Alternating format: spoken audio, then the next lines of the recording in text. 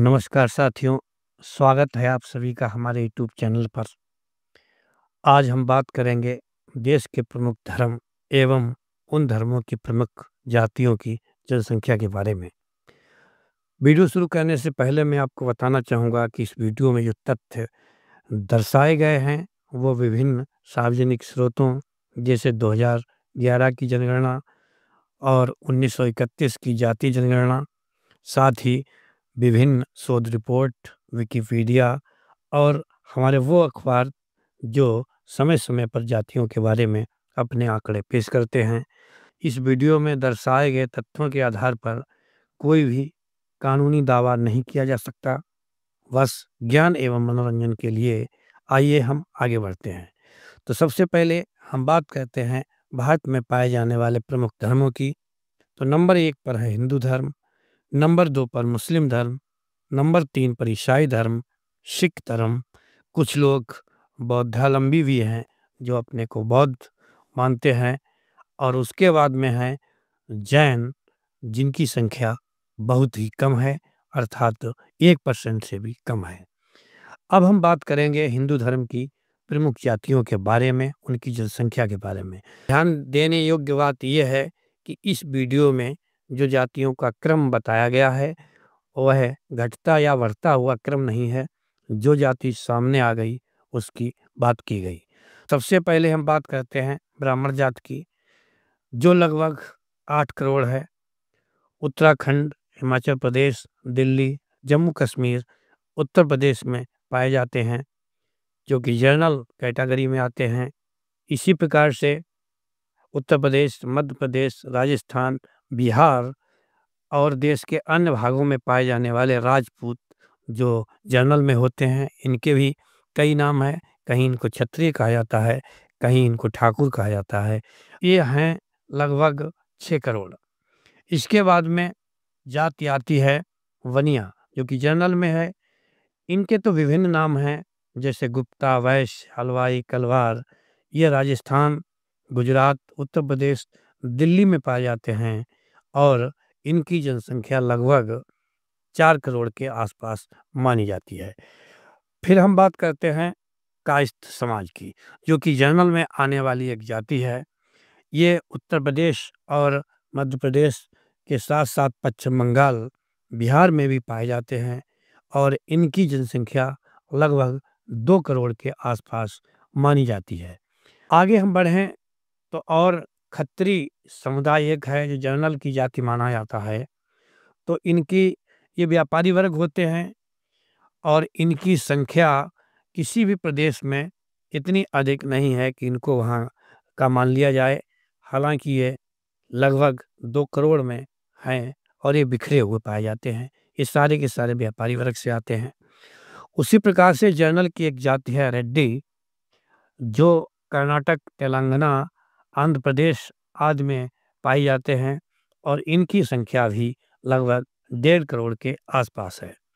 फिर हम बात करते हैं जनरल में आने वाली पटेल या पाटीदार जाति की बात करते हैं, जनरल में पाए जाते हैं। यहाँ पर आपको बताना चाहूँगा कि पटेल को उत्तर प्रदेश में ओबीसी में माना जाता है, लेकिन हम जिन पटेल की बात कर रहे हैं वो गुजरात में सबसे अधिक पाए जाते हैं, जनरल में गिने जाते हैं और इनकी जनसंख्या भी लगभग 3 करोड़ के आसपास है। फिर हम बात करेंगे सामान्य जाति की, उन जातियों की जो बहुत छोटे-छोटे टुकड़ों में हैं, देश के कई भागों में पाए जाते हैं। कुल मिलाकर के इन सभी जातियों के मिला दिया जाए, जो शेष जातियाँ बची हैं, इनकी जनसंख्या भी लगभग 3 करोड़ हो जाती है। अब हम बात करते हैं देश की बड़ी आबादी ओबीसी की।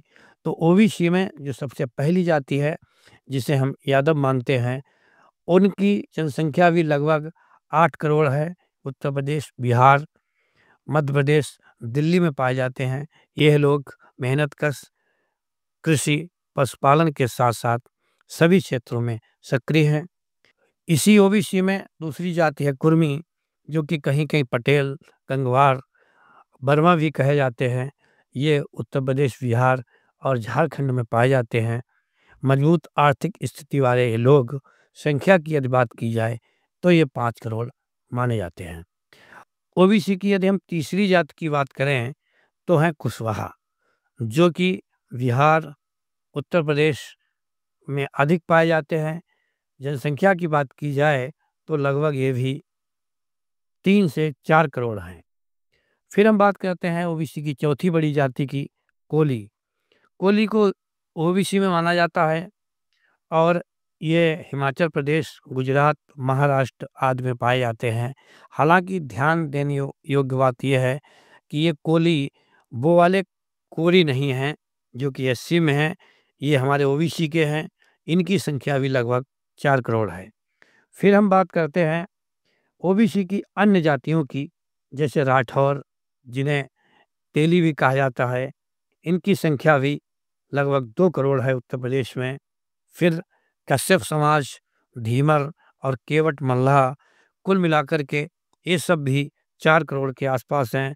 फिर ओबीसी की एक जाति जो है पाल समाज, पाल, गडरिया, बघेल जिनको बोला जाता है, जो उत्तर प्रदेश, मध्य प्रदेश, दिल्ली में पाए जाते हैं, तो इनकी भी संख्या लगभग 4 करोड़ है। उसके बाद में ओबीसी की एक जाति है, इसको हम कहते हैं गुर्जर। तो गुर्जर जो कि गुजरात, मध्य प्रदेश, उत्तर प्रदेश और उत्तरी भारत में पाए जाते हैं, इनकी संख्या भी लगभग 3 करोड़ के आसपास है। हालांकि तेली समुदाय और गुर्जर, पाल, ये लगभग ओबीसी की जातियों की बड़ी जातियों में इनकी गिनती होती है। अब उसके बाद हम बात करते हैं एससी समुदाय की। तो एससी समुदाय में सबसे बड़ी जाति माना जाता है जाटव को, जो कि उत्तर प्रदेश, पंजाब, हरियाणा, मध्य प्रदेश, बिहार आदि में पाए जाते हैं और इनकी जनसंख्या लगभग 8 से 10 करोड़ के बीच में है। एससी की दूसरी जाति है पासवान, जो कि दुसाध के नाम से भी जाने जाते हैं। उत्तर प्रदेश, बिहार, झारखंड में मुख्यतः निवास करते हैं। इन लोगों की जनसंख्या भी 3 करोड़ के आसपास है। एससी की तीसरी बड़ी जाति धोबी, जो कि उत्तर प्रदेश में मुख्यतः पाए जाते हैं। हालांकि हिंदी भाषी प्रदेशों में इनको ज़्यादा देखा गया है। इनकी भी संख्या लगभग 2 करोड़ के आसपास है। उसके बाद में एक और जाति है आहिरवार, एससी समुदाय में आती है, जो कि मध्य प्रदेश, उत्तर प्रदेश में पाई जाती है। ये जाति जाटव अर्थात चमार जाति की उपजाति कही जाती है। इनकी भी संख्या 1 से 1.5 करोड़ के मध्य में बताई जाती है। यदि हम अन्य उपजातियों की बात करें तो लोहार, पवार, चौहान, जो कि लगभग 1 से 2 करोड़ हैं, ये एससी समुदाय में आते हैं। और जो 7वें नंबर की जाति है वो है पासी। पासी जाति उत्तर प्रदेश में सर्वाधिक पाई जाती है, लगभग 2 करोड़ के आसपास इनकी संख्या है। और एससी की एक जाति जो लगभग विलुप्त होने के कगार पर है वो है नट। लगभग संख्या में ये फिर भी अच्छे हैं, उत्तर भारत में पाए जाते हैं। 1 करोड़ की संख्या वाली ये जाति अब आपको दिखाई नहीं पड़ रही है। उसी प्रकार से मेघवाल, जो कि 1 करोड़ के आसपास हैं, राजस्थान, गुजरात में पाए जाते हैं। हाँ, एससी की एक और बड़ी जाति है महार, जो कि महाराष्ट्र में पाई जाती है। बहुत ही वीर और बहादुर इनको माना जाता है, संघर्षशील। ये 2 करोड़ की आबादी इनकी सिर्फ महाराष्ट्र में है, अन्य प्रदेशों में ये छिटपुट पाए जाते हैं। उसके बाद में बंजारा समुदाय है, बेलदार समुदाय है, जो कि एससी में आते हैं और ये लोग स्वयं में बिखरे हुए हैं, लेकिन 1 से 1.5 करोड़ इनकी भी आबादी है। फिर हम बात करते हैं एसटी में।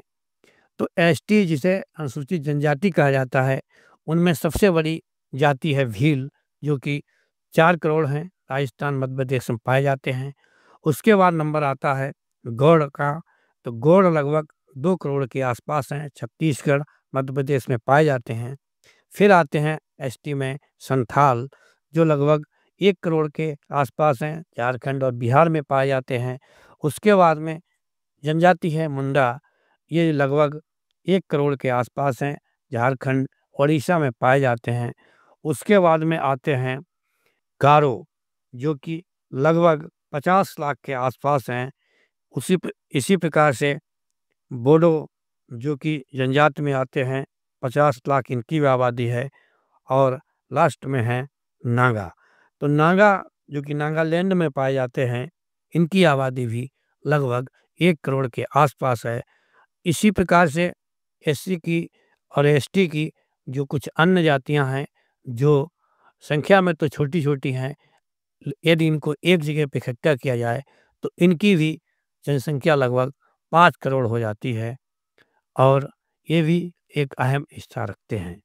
तो साथियों, ये थी भारत की विभिन्न जातियों की अनुमानित जनसंख्या। जैसा कि आपको बताया जा चुका है कि ये जनसंख्या को अनुमानित रूप दिया गया है, क्योंकि उत्तर प्रदेश के साथ ही पूरे देश में 1931 के बाद में आज तक जातीय जनगणना नहीं हुई है।